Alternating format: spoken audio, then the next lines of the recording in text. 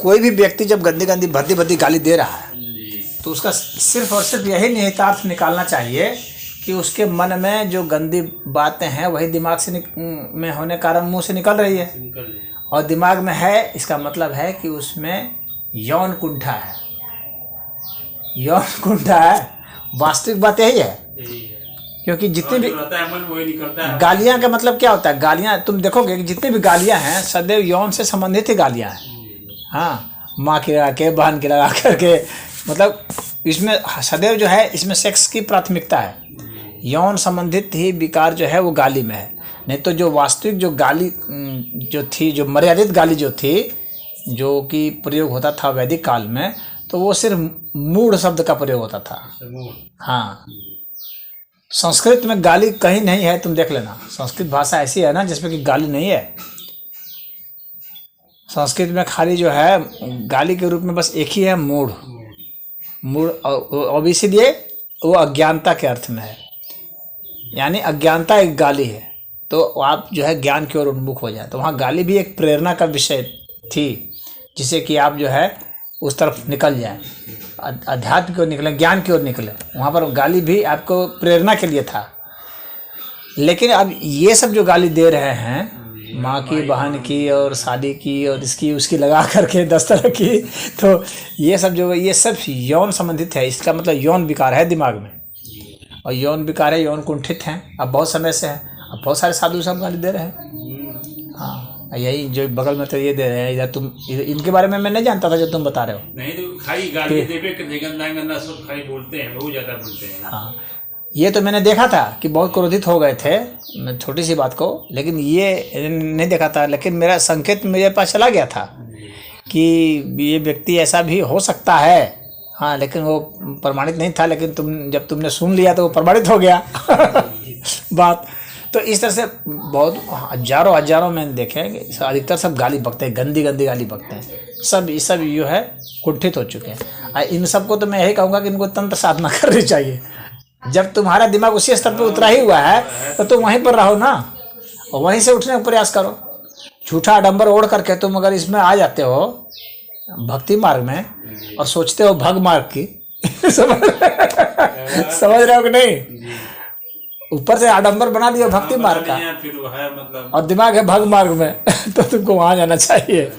हाँ, जब तुम बता रहे हो कि मतलब इतने इस स्तर पर उतर करके हम नहीं सुनते हैं कि इस तरह का आकृति बना करके भी दिखलाते, जैसे तुम बता रहे हो। हाँ, तो आकृति बना करके जो निकाल रहा है, इसका मतलब दिमाग कहाँ पर है? दिमाग तो बहुत गड़बड़ जगह पर चला गया है।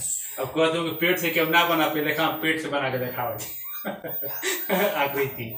नहीं, ठीक है। तो अब ऐसे के लिए ही तंत्र मार्ग, इसीलिए जो तांत्रिक लोग हैं तो वे वही कहते हैं कि तुम रह के वहीं गिरते हो, तो क्यों नहीं साधना वहीं की करो। हाँ, तो ये सब ये भक्ति मार्ग का ड्रामा छोड़ो।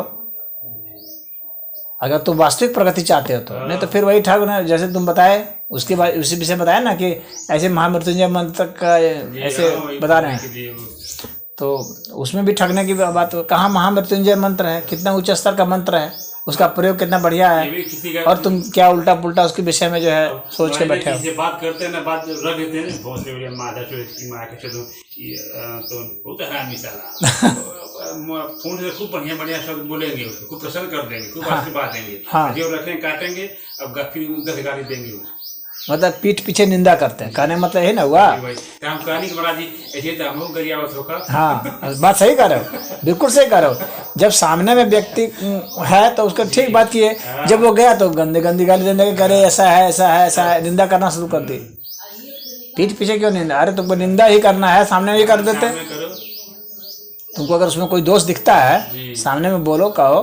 पीठ पीछे तुम निंदा कर रहे हो, ये सब बतलाता है कि मनोरोग है, मनोरोगी है। उनको चिकित्सा की ज़रूरत है, और मन चिकित्सा की ज़रूरत है। जो हम लोग का जो मनस शरीर है ना, वह बिगड़ता है। मनस शरीर का बिगड़ जाना बहुत महत्वपूर्ण होता है। अगर वह बिगड़ गया तो फिर हमारा जो प्राण शरीर है कोई ऐसा माने नहीं, उसका बिगड़ जाएगा। फिर ये भौतिक अन्नमय शरीर जो है ये बिगड़ जाएगा, तो वही सब के बिगड़ विषय जाएगा। में सोच रहा था कि इतना ही भ्रष्ट हैं और जो है कि अभी भी 100 वर्ष की उम्र में इतना स्वस्थ हैं और मतलब हर इंद्रिय भी सक्रिय इनका है, मतलब कोई इनको परिणाम नहीं मिल रहा है। नहीं, परिणाम तो मिला है। अब वो कहाँ से कहाँ पहुँच गए। स्वस्थ तो वो मान लो शरीर से तुमको दिख रहे हैं, लेकिन मन से तो वो रोगी हैं, मनोरोगी हैं। तो वह जो अस्वस्थता है, वास्तविक अस्वस्थता, जो कि ज़्यादा जो कि आगे की यात्रा भी कराएगी, आगे के जीवन की, वह अस्वस्थ हो चुका है। वहाँ पर स्वास्थ्य पर ध्यान नहीं दिया गया और उस जगह पॉइंट आउट नहीं किया गया। कोई पॉइंट आउट करने वाला होता, उनको कोई बताने वाला, छेड़ने वाला होता कि आप इस जगह पर रोगी हैं, आप मनोरोगी हैं, आपको ये करना चाहिए, आप साधु वेश धारण किए हुए हैं, साधु का कर्म करना चाहिए आपको, वह कर्म छोड़ करके आप दूसरा कर्म करना शुरू कर दिया है। तो मोनी भाई कार्यक्रम करवाए थे कुछ कमाने के लिए, भागवत कथा 3 साल पहले, तो चंदा उंदा मांग रहे थे हमारे गांव में, तो मतलब उसी समय परिचय हो गया इनसे। अब कुछ दिन बड़ा हमको परेशान किए कि मतलब कुछ ना कुछ हमेशा बुलाते थे, बुला करके कुछ ना कुछ हमेशा ये लाते, ये लाइए। तो अब फिर ज़्यादा नज़दीकी में इनसे गया तो देखे बहुत भ्रष्ट आदमी है, तो नहीं आता हूँ। तो तंत्र में भी जो सेक्स के बारे में दिया गया है, तो भोगने के लिए नहीं दिया गया है, भोग से मुक्त होने के लिए दिया गया है। वहाँ जो सेक्स का प्रावधान है वो इसलिए नहीं है कि आप भोगेंगे, बस इसलिए कि आप भोग से मुक्त होंगे, आपका जो दिमाग वहाँ है वहाँ से दिमाग हट जाए आपका, उसलिए आप वहाँ भी पवित्रता है वो। और उस पवित्रता को देखना इतना आसान काम नहीं है, बाहर वाले नहीं देख सकते। तो वह बहुत उच्च स्तर की वहाँ पर बात है वह। तो इसी आदमी के कहतेगा वही मतलब जो है कि साधना से ना। हाँ, वो तो तुमको बताया ना मैंने उस वीडियो में कि आप ये सब सिद्ध कर लेंगे। मूल बंध क्रिया सिद्ध किए, उड्डयन सिद्ध किए, हाँ, उज्जयाई सिद्ध किए, वो खेचरी सिद्ध किए, जालंधर बंध सिद्ध किए, सारे बंध वगैरह जितने हैं, अश्विनी मुद्रा सिद्ध किए, सब सिद्ध किए, फिर कुंडलनी साधना किए। तो ये सब आप कर लिए, जब आपको लग गया कि मैं तैयार हूँ, तब आप उसमें प्रवेश करेंगे। हाँ, तो वहाँ भी अगर पार मतलब सफल हो जाएंगे तो सब ऐसे भी। हाँ बिल्कुल, वहाँ आपको सेक्स करते करते ही मंत्र जाप करना है, और और उसी में करते करते सांस पर ध्यान, दिल की धड़कन पर ध्यान, विचारों पर ध्यान करते करते आपको ध्यानस्थ हो जाना है और वहीं पर समाधिस्थ हो जाना है। तो वह सिस्टम है वहाँ का। तो फिर ऐसे लोगों को जो इस तरह के जो आकृति बना रहे हैं, बैठ के काम नहीं धंधा नहीं है इनको, तो उनको उसी में जाना चाहिए। उनको फिर पेट से बना के दिखाते हैं बड़ा भ्रष्ट आदमी। हाँ, ये सब जो छोड़ रहे हैं, ये सब जो कर रहे हैं, तो ये सब फिर छोड़े, क्योंकि दिमाग का कहीं और है। जहाँ दिमाग है वहीं वास्तव में आप है। आप कहाँ हैं, आपको अपने दिमाग से सोचना चाहिए कि मैं वास्तव में कहाँ हूँ। तो नहाते हैं महाराज जी ना दमगर नंगा होकर, गंगा जी नहाते हैं दमगर नंगा होकर के। तो फिर बहुत आदमी देख रहे मतलब नहात के पीछे गंगा जी ये हैं, हमेशा नहाते हैं नंगा होकर के। तो कुछ नहीं कहते, इसलिए हमका आदत है ना। खैर नागा साधु भी होते हैं, तो वो नागा साधु हैं, वो नागा नहीं तो फिर कपड़ा पहन देते हैं ना, फिर नहाते समय नंगा। अच्छा, नहाते हैं गति में पाइप में चारों से गिरवाए हुए हैं, उसमें भी नहाते हैं तो नंगे नहाते हैं। गुरु पूर्णिमा को मांगे थे हमसे दूध, 1 हफ्ता पहले से फ़ोन किए थे, तो 3-4 किलो दूध उनको दिया मैं। फिर बोले कि आ जाइएगा मतलब भोजन करने के 2 बजे। नहीं गया तो फोन यहाँ में था, कई बार फ़ोन किए, नहीं गया तो फिर रात में फ़ोन किए, नहीं आए तो आपको श्राप दूंगा। अब क्यों नहीं आए?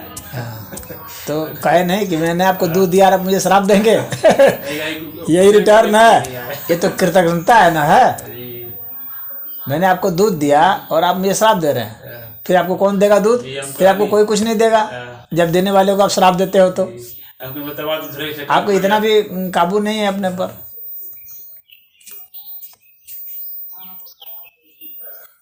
अरे एक से एक। हाँ, एक से एक।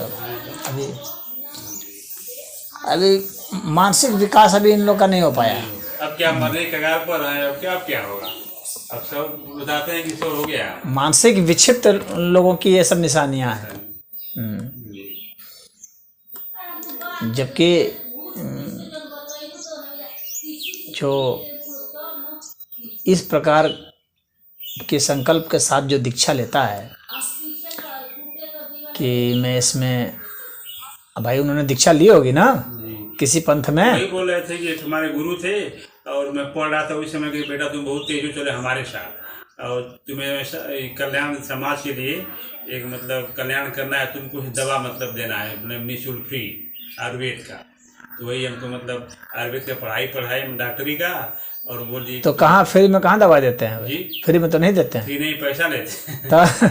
तो अगर अपने गुरु की बात माने ही होते तो कम से कम दवा तो फ्री में देना चाहिए था। और महंगी दवा देते हैं। जब वही आयुर्वेद का सीखे ज्ञान हुआ तो फिर आपको ऐसे करना चाहिए था। तो बोल रहे थे कि उसे में चर्म रोग चला हुआ तो था, फ्री में ठीक है, मान लीजिए दवा खरीदने के पैसे लगते हैं, ठीक है, मान लीजिए जो उसका वो सब पैसे लगते हैं, तो फिर आपके गुरु ने आदेश दिया हुआ है तो उसको उसी से जो बनवा रहा है उसी से मंगवाइए वो सब चीज़ खरीदवा करके। हाँ, नहीं तो और आप उसको बना कर मंगवा करके कूट करके बिछर के अपना देते हैं और बहुत महंगा भी देते हैं दवा। हाँ,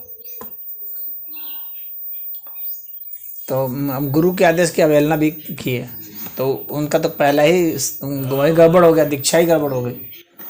सबसे प्रमुख माना जाता है गुरु के आदेश को।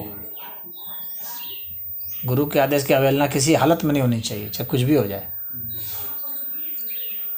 तो एक दिन एक पंडित से फोन में बात कर रहे थे, बोले यहाँ सावन एक हफ्ता बीत गल के मृत्युंजय नाम के भेजा के मतलब मंदिर पर हमारे ये मंदिर बन बोले।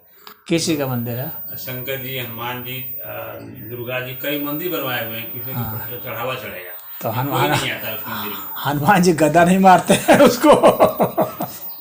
वहाँ दीप अगरबत्ती धूप कुछ नहीं दिखाते हैं, ना कोई साफ सफाई नहीं करते हैं। तो ये इसी सब के कारण ना जी हैं दिमाग से तांत्रिक और भक्ति का वो लोड़े हुए हैं। वो बना दिए कि चढ़ावा चढ़ेगा इसी चलेगा, मतलब खर्च मतलब चलेगा इसी से, लेकिन कोई नहीं आता है मंदिर में।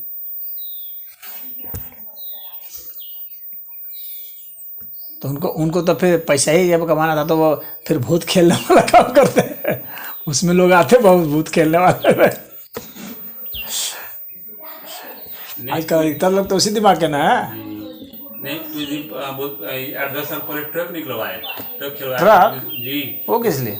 जी वही चलवाते थे कमाने के लिए, फिर कुछ दिन के बाद वो बेच करके आई DCM लिए, फिर पिकअप लिए, मतलब कई धंधा मतलब।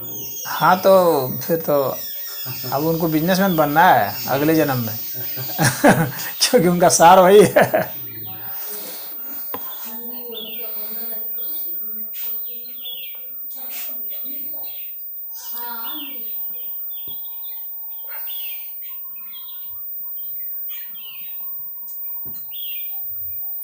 भटक करके जी भी हो जाता है आदमी, वही ना, जब कहीं का कहीं गिर जाता है, जी कहीं का कहीं। जैसे जो व्यक्ति जिस का पात्र नहीं होता है वो कैसे उसमें वो चला जाता है, वो तो फिर वहाँ पर वहाँ जो बेस्ट चीज़ है उसको वो नहीं ले पाता है, वहाँ भी अपना वर्स्ट चीज़ है वो देता है। आप क्या करते हैं ये बहुत मायने नहीं रखता है, आप क्यों करते हैं ये मायने रखता है, नियत मायने रखती है। आपने मंदिर बना दिया, लेकिन मंदिर बनाया किस लिए? अध्यात्म के लिए नहीं बनाया, किस लिए बनाया? पैसा कमाने के लिए। तो भी नहीं बता रहे हो कि इसलिए कि भाई बनाया है तो कि कुछ चढ़ावा चढ़ेगा। इसका मतलब है कि आपका उद्देश्य धन कमाना है और धर्म को आपने माध्यम बनाया कमाने के लिए। धर्म कमाई की चीज़ नहीं है। धर्म तो है कि जब आपके लिए कमाई कोई वैल्यू नहीं रह गया, आप संसार की चीज़ से जो मुक्त हो गए, आपका मोह से भंग हो गया, तब है ना धर्म। धर्म तब आता है जब आप संसार की जितनी भी चीज़ें हैं इनके मोह से आप हट गए, जब आपको इनमें कोई रुचि नहीं रही, तब फिर आपके लिए धर्म है। और आपने उसको ही वो संसार बना दिया, धर्म को ही संसार बना दिया। फिर तो उसको भी घसीट करके नीचे उतार दिया आप उसको भी। तो इस ऐसे लोगों के कारण ही बदनाम हो जाता है।